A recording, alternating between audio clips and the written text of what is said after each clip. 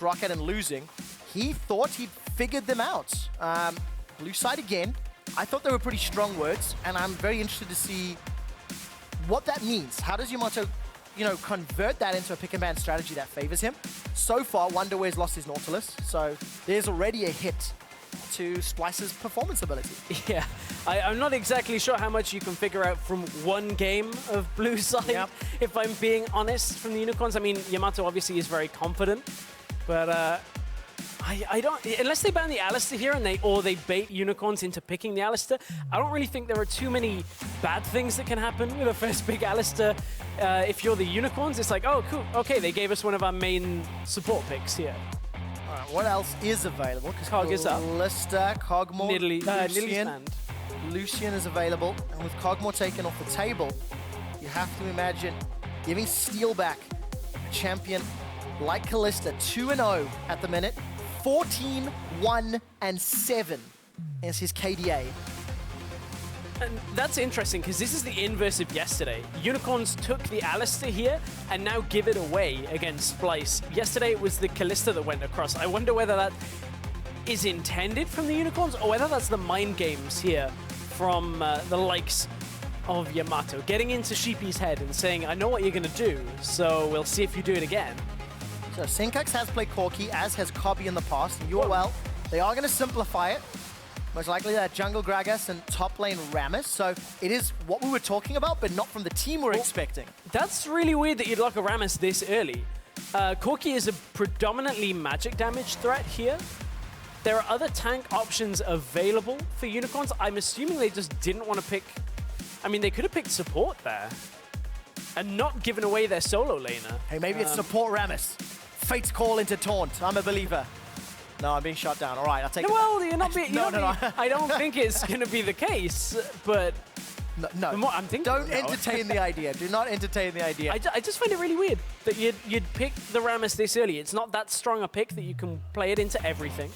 I guess the majority of top laners that are available are AD-based or tanks, so it's very difficult to actually provide a magic damage threat from that. Well, with Nautilus taken away, yeah, it is potentially a denial option to Wunderwear. I mean, Tom Kench is still there. It's not something we've seen a lot, but with Fiora locked in, I'll end that train of thought because Wunderwear will be getting onto a split push champion.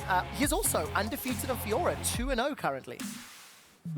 He is, but I mean, so this is the discussion, right? Is the amount of resources that go to Wunderwear when it comes to his gold income throughout the game and later into the game specifically.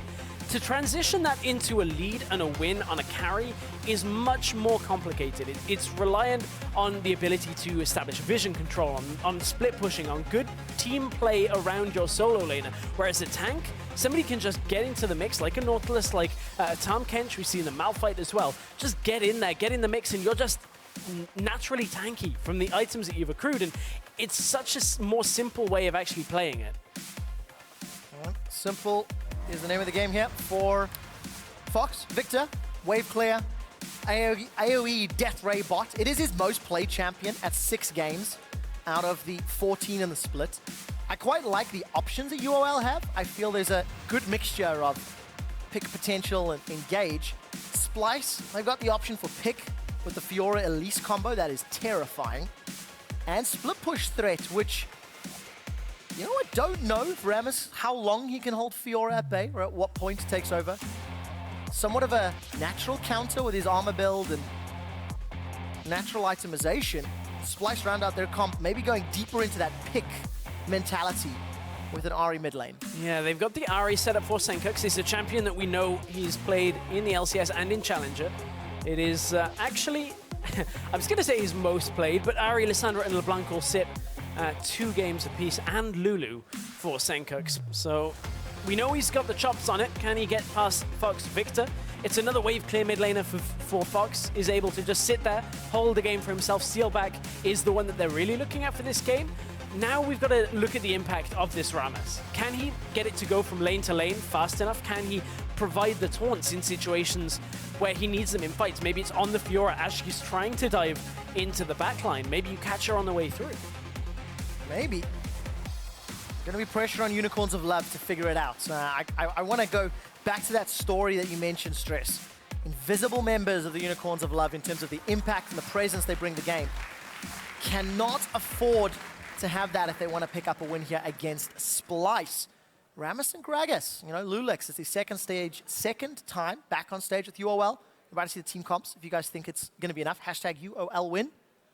Or if you think the young upstarts can actually close the game. They had a good opportunity against OG yesterday, but failed at the final hurdles, really. Hashtag spy win. If you're going to send them on a mission. Such a cool hashtag. I think it's the best hashtag, actually. It just sounds so fun. Spy win. Yep. Yeah. Like that you whisper it. Add some drama. Ladies and gentlemen. Oh. Well. We're about to jump into game and fun. Unfortunately, we do have a very brief pause as soon as the rift is loaded up, so you will be sitting with us for just a brief second longer. So ready. And we'll get an update on exactly why. But it does give me a brief second. Coming into today, we've hit it multiple times. 3 teams already locked for playoffs. Yep. The magical number was 10 wins.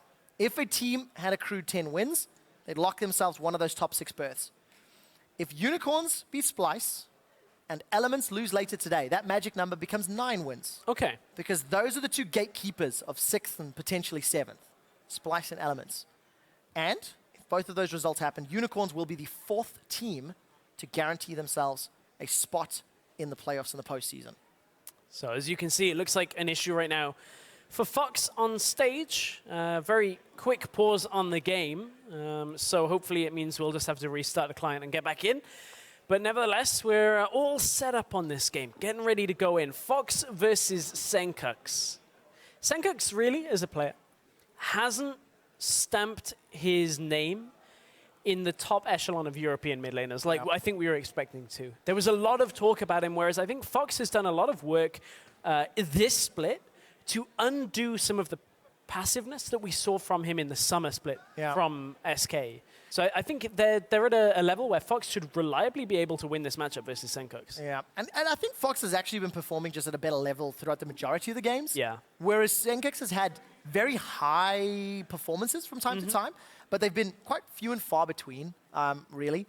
And, you know, you sort of had the pleasure of casting Sencux and the rest of the squad last year, as with G2. Do you think it's fair to say that maybe there was more expectation on Sencux than Perkz coming into the LCS, or do you think Perkz was always the more hyped of the two? Because unfortunately for Sencux, he's, you know, qualified through Challenger in much the same way, but not had the same impact. That's a really interesting question, actually. I think the level for Sencux by the looks of Challenger last year was that he was consistently higher than Perkz, but the problem was when Perkz was carrying a game, you knew it. Like, Perkz was just destroying everybody as soon as he got a lead. But I think it's kind of a testament to the way that Perkz kind of flew under the radar, whereas Sencux, everybody was talking about it. Yeah.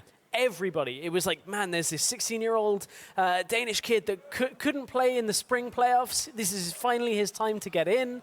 Is this going to be it? Well, we'll have to see.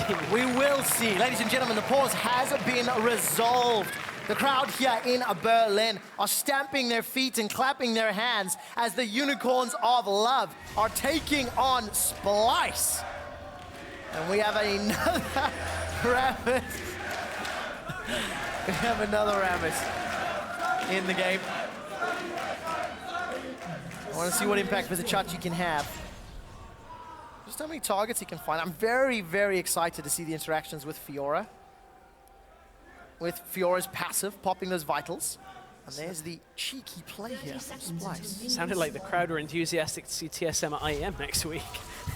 You're a week early. It's not quite now, but I'm excited to see that top lane as well. But I don't think we're going to get it, Trevor, because the Unicorns of Love are locking their 2v2, or 2 duo lane top, is what I was trying to say there, against the Rammus, who obviously is melee range, doesn't really do too well in that situation. So if the Rammus goes up top before, it's actually Splyce that are doing this, my apologies.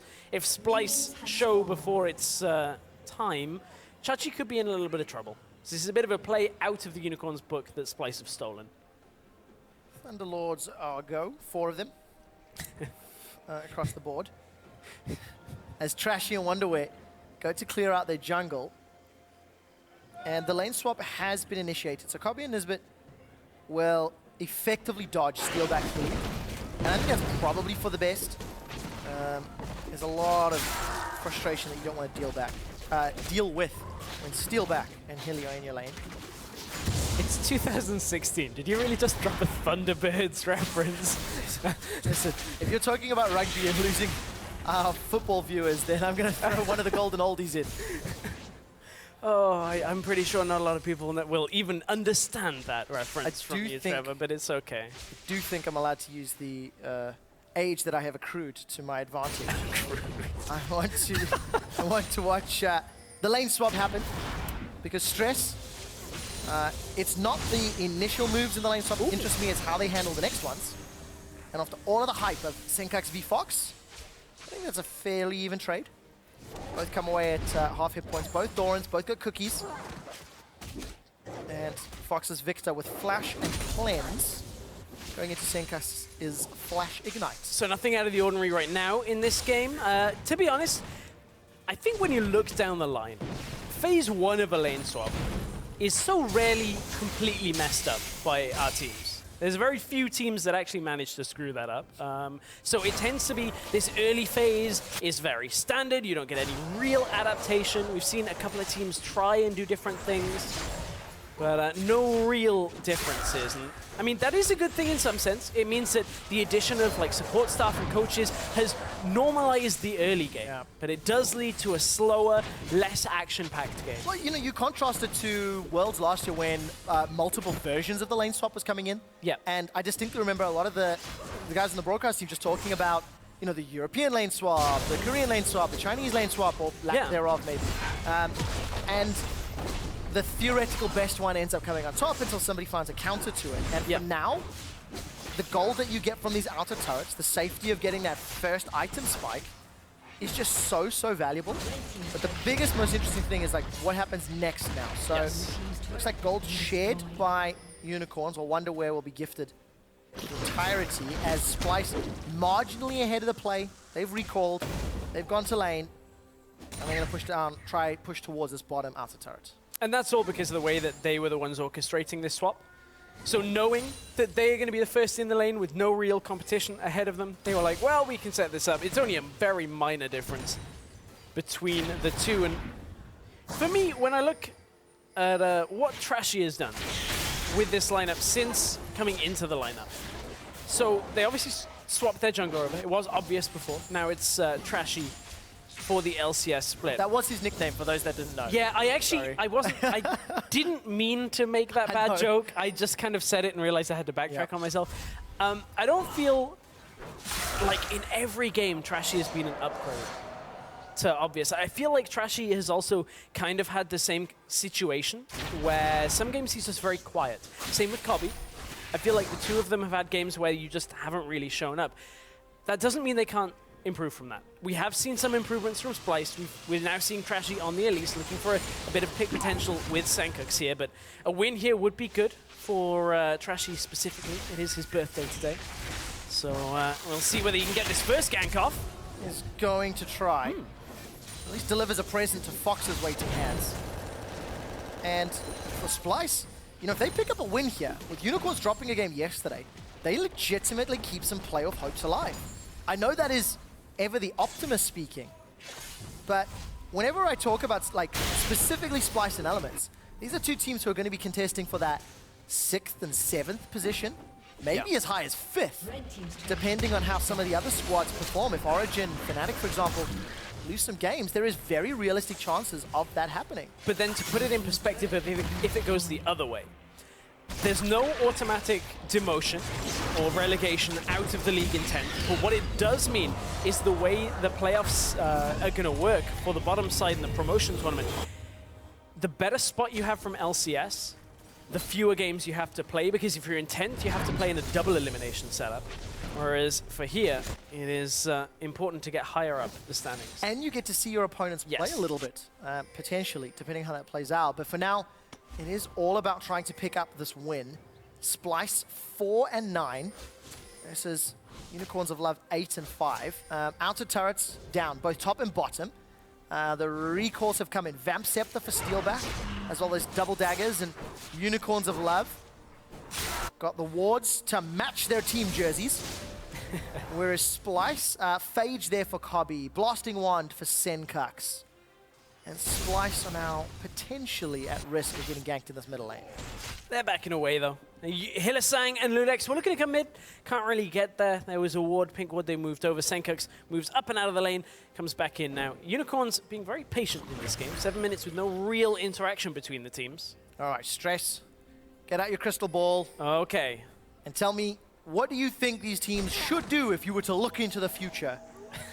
How far in the future? Because I'm going to start with win the game. I'm leaving it that way, right? Like, okay. Open-ended. So that's a very open question. I know. Okay. Swing and take it where you want it. There's a lot of options available here, but for Splyce, they obviously are going to be looking to pair the Elise and the Ahri together. They've already tried it once. I think trying to make that play is a smart option on Fox in the next couple of minutes while his flash is still down. That's a very short-term goal they could be looking for. Problem is, it's difficult to get there and get on top of him without the knowledge of the gank coming mid. I mean, look at the amount of ward control that is around this middle lane. Teleport's coming out from Vizicsacsi to assist on the push here, but definitely want this tower. Death Sentence finds nobody, and Loulex has got access to the explosive cast. Vizicsacsi is threatening the Powerball knockback, and Wunderwear, you may be sticking around too long. No, he's going to dash away safely, and Unicorns use TP, and they break open the inner turrets. That's such a weird TP, but it actually ends up paying off for Vizicsacsi. Kobbe recalled from the bottom lane rather than finishing off the push on the tower. Chachi didn't actually fight anybody when he comes in, so it just helps them push down the tower. And Unicorns get a fairly uncontested tower that they shouldn't be getting right now. 8 minutes on in the game, they get that bottom inner tower, and Splyce don't answer with anything. All they're going to get from it is a blue buff. All right, blue buff and maybe some vision. A couple of pink wards for Wunderwear and Trashy, and a good collection as Kobbe's got access to the package already. Sheen and Phage. Chachi. Defensive ball curls up and waddles forward, but Kobbe's smart enough not to trade. Not yet, anyway. But as you mentioned in Picks and Bans, Stress, the magic damage from Sencux and Trashy from Kobbe, it's not the greatest into Rammus, but we've seen Rammus work into double or triple AP comps. I actually think he picked up a win, if not yesterday, last Friday. Yeah, we've seen a fair amount of Rammus recently, not only in Europe. Yeah. I think it originated in LPL, LCK. Both regions have been playing a little bit of it. Weirdly, though, something I noticed a little bit more in LPL than other regions, they've been reluctant to pick up the likes of a ZZ Portal, which is kind of weird. They're the only region that seem to be doing it, so I expect Vizicsacsi to pick one up the later this game goes. Doesn't help you in team fights. Well, that is, I guess, one reason for it. I know it is one of those like really, really outdated comments, but it is something that is still somewhat true. But regardless. Used to be true for the Unicorns as well. Oh, yes. Chaos Not so much anymore. Chaos style used to be a thing. I'm glad that's gone. Take it away. It's gone. I don't want it to come back. We're past it. Unicorns now, they're invisible. Okay. They're like big chunk. Kobbe gets a Sheen proc and Phage onto Steelback with the Thunderlords. Clears out the wave. Stress, look at all the vision UOL have set up in the top half of the jungle against Splyce. They are making Splyce dance to their beat. And Splyce aren't fighting it either, is the problem. Now Sencux has to back away mid lane. He's got good timing on it, knows that they could be there, so goes down and out. So it's a good read with the vision that they have, but Splyce aren't contesting the vision control that is being put down by the Unicorns. And Unicorns, honestly, are running into fairly little actual fight here. I do wonder how Splyce will actually look to turn this around. Well, if Unicorns get a tower and no fight, I don't think they'll care. No. Very clean. Echoes damage from Loulex just bounces across some of those spiderlings. They take a small chunk from that inner turret, but UOL is one of the squads currently in the top 6. Still maintaining their lead, still maintaining control. Despite giving up a loss to the bottom 4 team, it was to Roccat, the only team that has picked up 2 wins, actually. Against teams above them. It was Vitality all the way back in week 1. But then again, UOL shaded their former selves. Yeah, they, well, right now, it's pretty much just all shade. There's nothing going on in this game. Everything's taking place in the shadows when you look at the pace of the game. This is one of the slowest paced games I think we've actually had. In general, we've had one mid gank. 1950 something. Right, First blood timer. I guess, but we've Hashtag had I believe. a mid gank that caused the flash, and we had a TP bot lane to get a turret. But look at the bright side, right? UOL are forcing Splyce to do something, but there's no real reaction that they can make.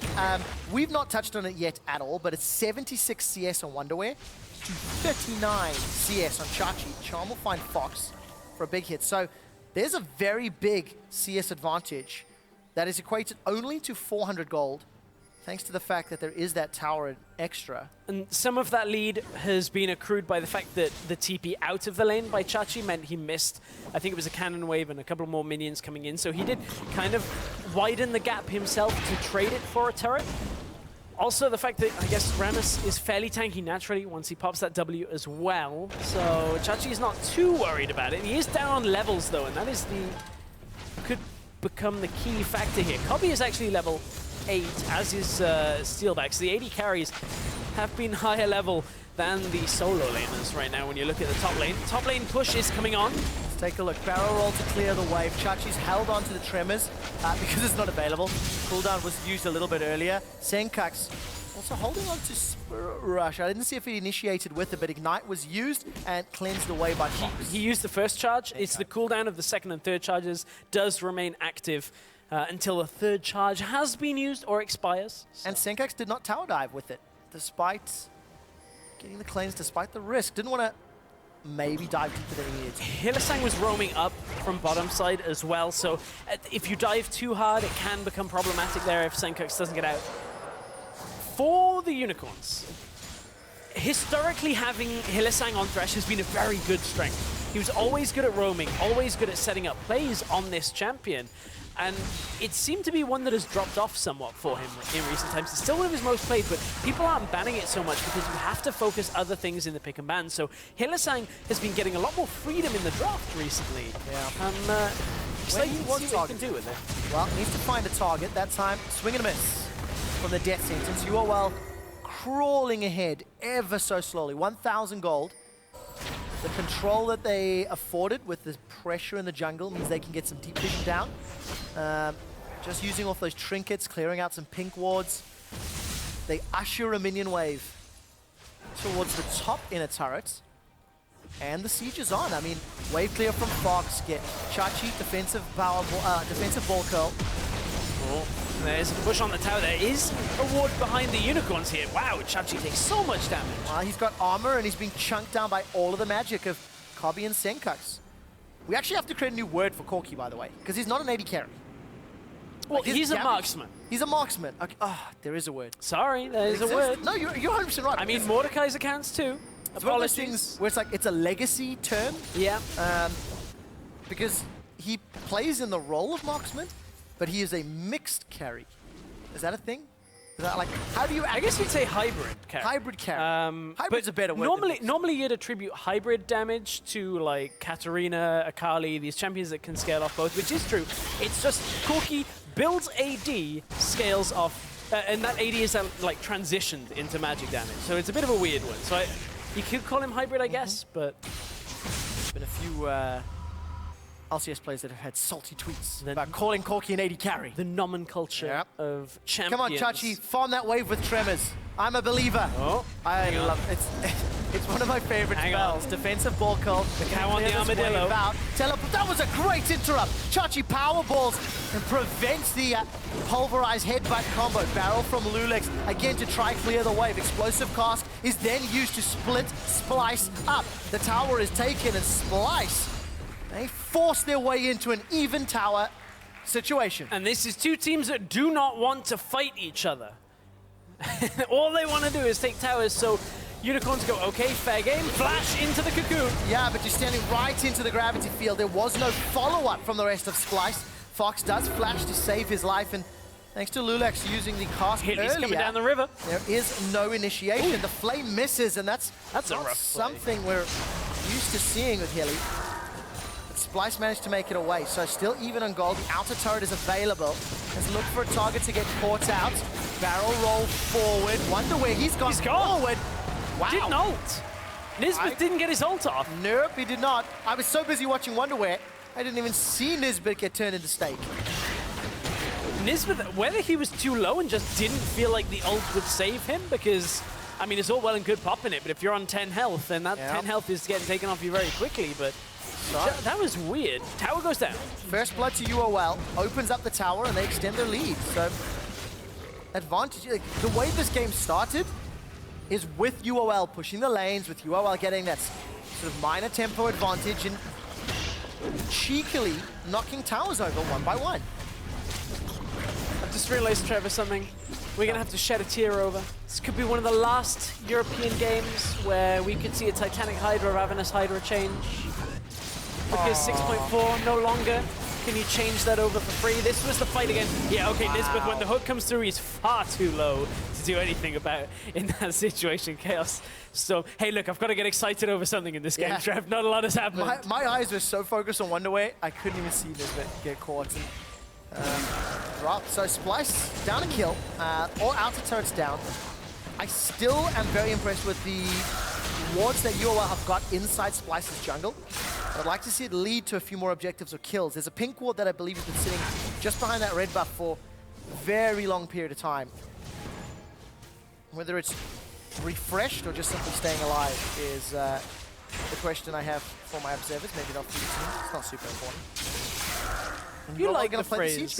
You like the phrase "staying alive" this week, don't you? I know. I don't know why. You nearly burst out in song earlier. Yeah. You did like a remix version. For those of you that don't know, oh, failed that one. Nisbeth did not combo, but the body slam finds Kobbe. There's a disengaged barrel that actually helps Trashy get away, and the teleport from Chachi, as well as Fate's Call, is used. All of Unicorns are grouped and stacked. They've used a lot of their abilities. Charm will connect on Hilly, but it just buys time. Tremors and defensive ball curl just to take down the tower. Nisbeth is interrupted once again. Will get stunned by the gravity field, and there is no will strong enough to survive against 5 members of the Unicorns. Splyce still running to the hills for this one, but do not underestimate the potential of Unicorns to push. Not only have they got the likes of the Kalista, the ability to just hit the tower a lot, keep in mind Tremors is one of the very few abilities that works on towers as well. Will deal that damage in the AoE to any structures that are there as well. One of the overlooked things. Not the reason you pick Rammus, but just a nice positive that comes from it. It is a bonus. Yeah. Oh, and he farms so quickly. Look at the returning damage. Clawed up a lot of CS that he was missing, in fact. Still behind Wunderwear, but is effectively ahead in goals, thanks to an assist, thanks to the towers. First Dragon picked up in about 20 minutes for Splyce. And Unicorns, I think, I've got it relatively happy. It's slow, it's safe, it's steady, but the objectives are falling. And Splyce are falling further and further behind. It's 4,000 gold. It actually surprised me when I looked at that value, thanks to the last kill in tower. That lead has slowly, very slow, patient increase. Only 2 kills on the board as we're about to hit 20 minutes. And you know, for the Unicorns, they're at the top of the standings.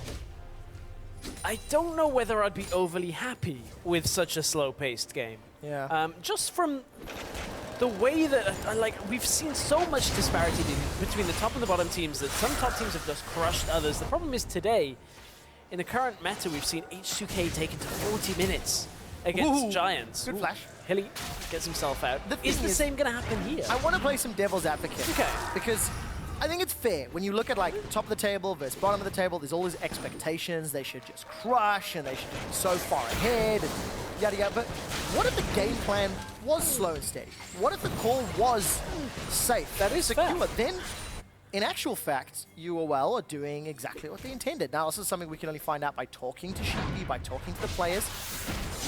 Trashy's going to have a lot to talk about because he's going to get taken out. Over eager, no real support, and the vision was shallow, so punished for it. But you go back to the comments from Yamato earlier. This is your second blue side game. I have you figured out.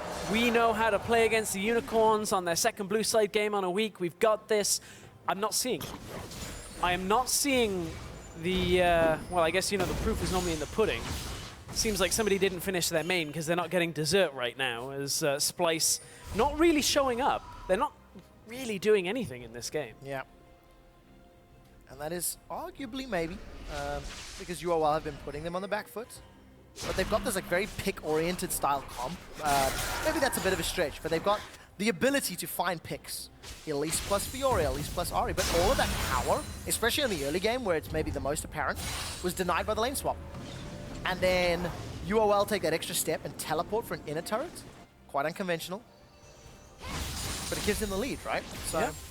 Kudos to UOL for that one.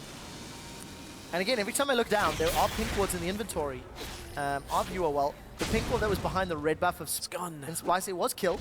Did not track exactly where, but more importantly, the jungle is still littered with vision. Splyce do have a fair amount of vision control themselves. You can see, look, there's blue buff ward, then the pink ward. I think Loulex is about to clear it out. Nope. Not attack moving. I mean, I think Loulex should be about to clear it out. Yeah. Which is probably what I should say. Just attack move through that bush. No reason not to. That's just for anybody in solo queue that is like, well, you know, I can't be bothered to check the bush. Just attack move, pass through 3 to 5 seconds. So valuable if you take it out. QSS picked up here for Steelback. That will thwart the Grand Challenge, around the Charm, the Cocoon. I feel like QSS into Fiora, something we don't see like super often, but it is very, very useful in teamfights. It was the undoing yesterday of them against Splyce? Origin. Yeah, Splyce played against Origin. Double QSS came out, or the QSS came out, and boom. Game so difficult to win in that situation. Not quite as definitive in this setup for the Unicorns. Unicorns are ahead anyway. They are very slowly increasing their lead right now. But Unicorns are looking for the top side play now, maybe looking for that top inner. They've got the vision set up for it. Trashy has his teleport. We're past 20 minutes, so home guard plays are a thing. Yep, and of course with the vision that they've had around the red buff of Splyce, and the fact that they have a tank Rammus and a Kalista AD carry, Baron can go down very quickly and it can be secured relatively safely.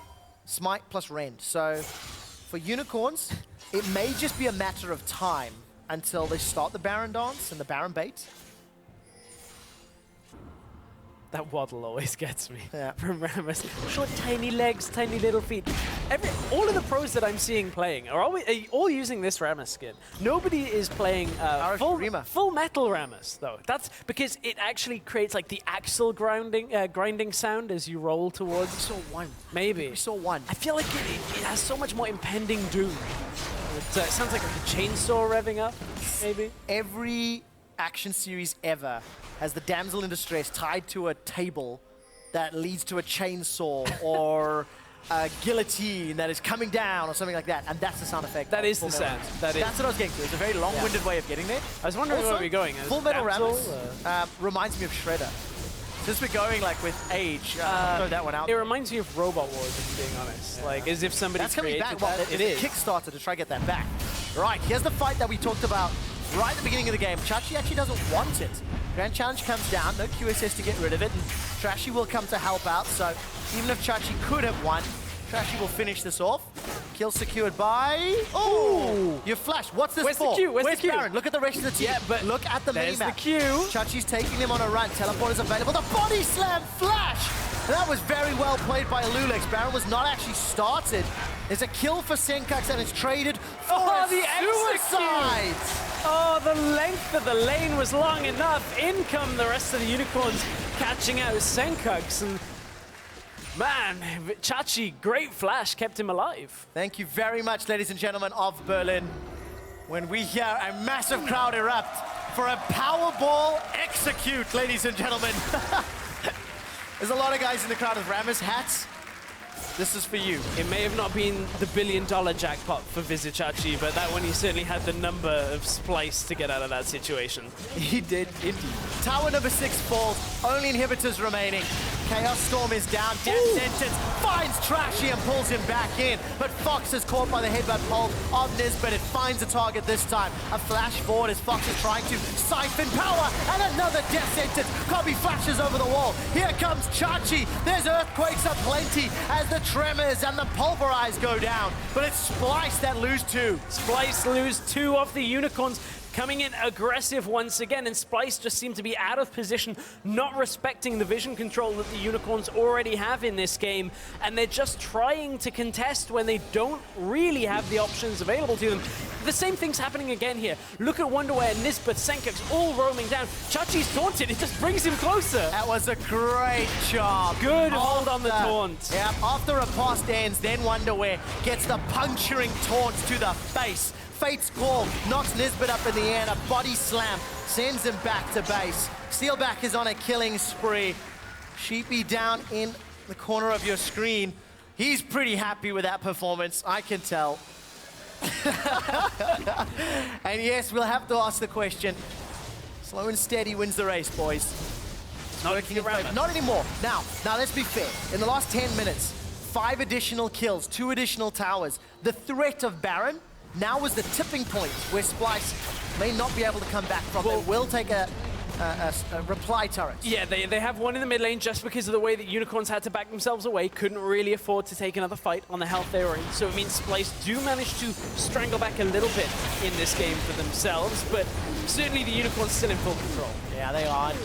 Chachi's grabbed himself that QSS to get to deal with all of the threats available. And look at Steelback. Here's the Baron play. Actually, the vision is not the greatest in terms of the jungle, but Hilly's got full vision on the Splyce team. Teleport's available for Wunderwear. Blue Ward comes down. Tremors is used. They're trying to rush the Baron. Unicorns of Love should be able to secure this before Splyce can even arrive. Yep. Smite plus Ren, and it's done so.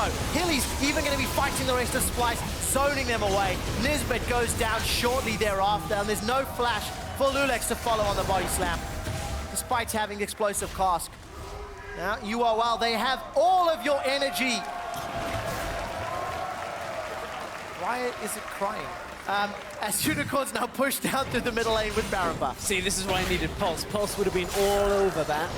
Oh, yeah. Why is he? now. God. Yeah. God, Trevor. I know, Pulse is shaking. Showing your age. I've done that multiple times in this past, actually. Thunderbirds, what are we It's going a with new next? Stingray? thing. Captain Scarlet? No, probably Kit. Oh, Knight Rider. There you see. There Well, we go. are There you in go. Germany. Exactly, I mean, if ever there was an idol to be spoken about. Yeah. The Hoff himself. But, Right, so we're going way back. This was Trashy getting caught. This was the hook, the seemingly potential hooks. almost beyond range hook onto Trashy to catch him out. Here, the Unicorns readjust. Loulex in from the side. At this point, you can see, look at where Sencux is. Nowhere near the fight. In come the rest of the Unicorns to clear this one up. Again, it's another example of Unicorns picking a fight where the numbers are in their favor. Chachi has Flash Taunt available onto Sencux, if he was looking for it. Didn't actually want to. Yeah, the Powerball, Home Guard, TP, Taunt gank worked. Again, look, pink wards aplenty from UOL. They're using the vision well. Minute and a half left on the Baron power play. Plus 2,800 gold over their opponents. That means they're just about 10k up. And with teleport very shortly available for Chachi, you have to feel he's going to push this bottom lane, while the rest of the team is sieging up top. One of the most painful things I feel like here for Splyce is, I'm remembering correctly, the game against Fnatic. Fnatic got no kills, right? Yes. Maybe the opposite happening here. Yep. as Unicorns have level 8-0, we still got a long way to go. Sencux got blasted apart. Death sentence from Hilly. Yeah. Oh, no, and Chachi. taunt. Flash over the wall. Flash taunt. Nice predicted Taunt into to the taunt. play as well. And the man that bursts Sencux down, Fox, is the one that secures the kill. 4-0-2. So about those invisible players we talked about, less invisible against Splyce. That's because Splyce are invisible in this game. Yeah. They're really not actually pushing anything against the Unicorns. You know, we've heard that Splyce, you know, in practice it's going so well, everything's been better. I'm not seeing. And they have had freedom in this game to make plays. Trashy's gone. Yeah, he gets caught out. Hylissang finds a death sentence when it counts. After missing just a couple in the mid game, he strung them back to back to back. Loulex with his 90% kill participation is 3 levels up on Trashy in this jungle matchup. Loulex is so far ahead. Yeah, plus 50 CS, plus 9 assists. Minion wave, pushing its way in. Disrespect of just running through the base. There's no minions there. They're about to time out. This was the pushing that Unicorn set up about 2 minutes ago. Baron will just time, plus 5,100 gold in the power play. That was fantastic. They've got an inhibitor. They've got another one exposed. And Wunderwear is looking for a target to challenge, but it simply will not be grand enough. Powerball knocks Nisbeth up. Tremors goes down. USS is a ball from Trashy. Nisbeth and Wunderwear are on the back line, running away with their lives. Kobbe's already forced to heal. He's got flash, but won't be needed. There is a kill onto Fox, but he trades his life for Sencux, and Steelback picks up the 4th of the game.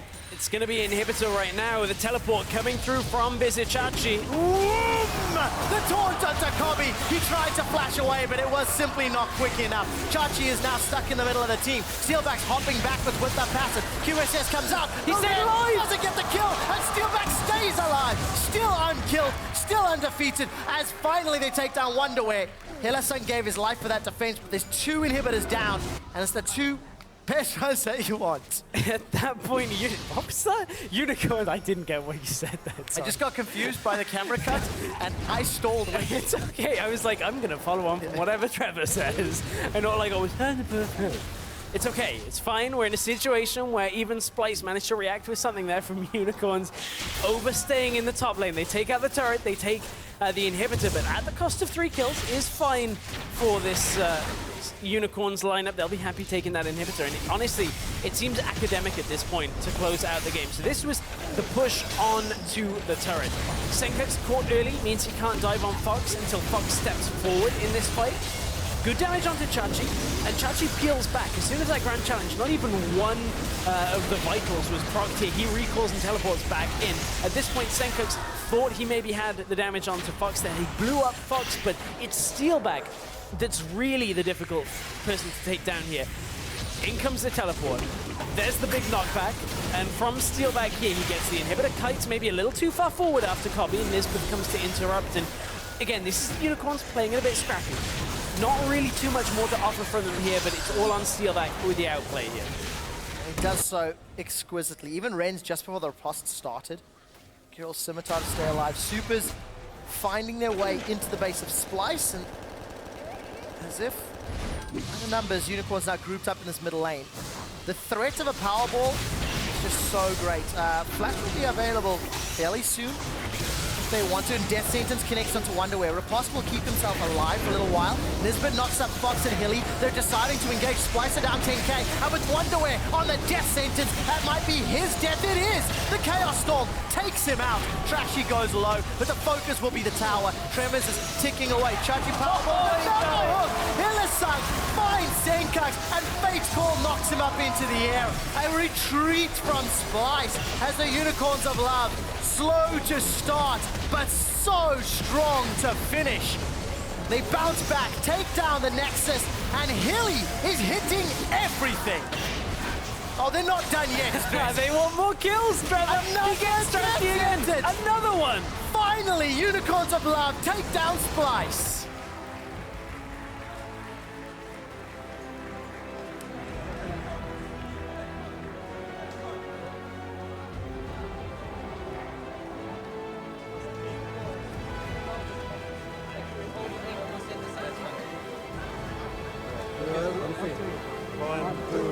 UOL!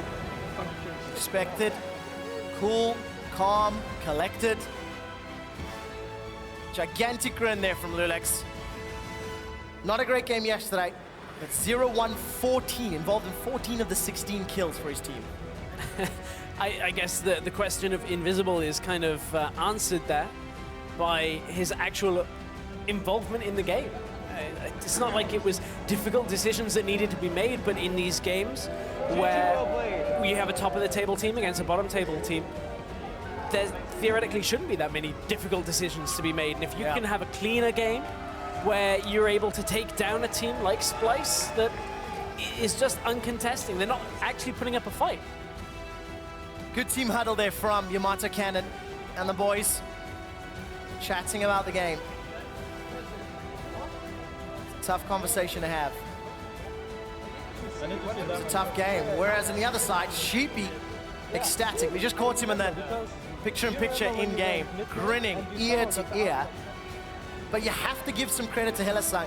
Stress, you were talking about his Thresh and the fact that Hilly's got freedom. 6 games played on that man's Thresh. 5 of them are wins. He was involved in every kill but one that match. 1-1-14. Great performance, and UOL, they lose to Rocket yesterday, they bounce back versus Splyce. I think there's something to be said in that, especially in the way that they beat Splyce. Solid is the one that I use. But it's still looking forward, right? So for UOL, there's the possibility they clinch playoffs if Elements lose later today. There is the possibility. And with it being Coaches Week, I don't want to put too much on this because, you know, we've had many discussions with Yamato, but his words earlier of, we are just aiming to not have regrets. I wonder whether the regret there is dancing to the Unicorn's fiddle. Yeah. Like, just playing their game. The entire game was letting them push, take the lane swap, don't really answer anything. It's one game. They can move past it and still look to secure the best spot they can, but it's a tough game to lose like that because, honestly, you didn't offer anything. Especially when you step back from the team composition and you look at how Elise plus Fiora, Elise plus Ahri could do so well in standard lanes. They initiate the lane swap by putting their duo up top, and then it all sort of backfires. Maybe they were predicting a lane swap, and it didn't happen. So either way, it's something we will have to talk about more with Unicorns of Live and to ask some of those questions. Pyro's on stage with their ADC.